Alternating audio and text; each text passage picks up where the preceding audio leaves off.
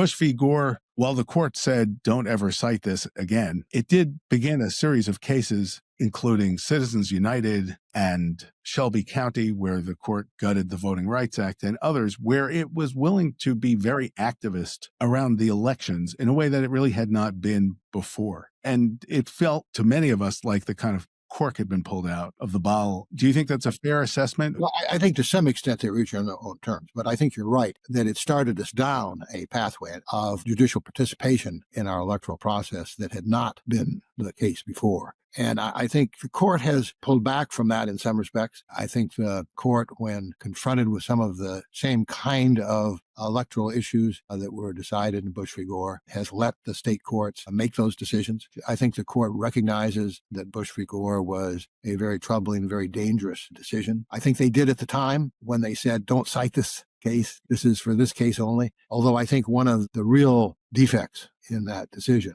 is deciding a case only for the particular facts that you have. The whole constraint on judicial power is the reliance on precedent, the adherence to precedent.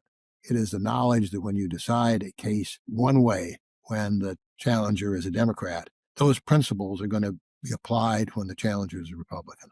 And it is the willingness of a court to apply principles neutrally, regardless of the identity of the parties, that is essential to the rule of law.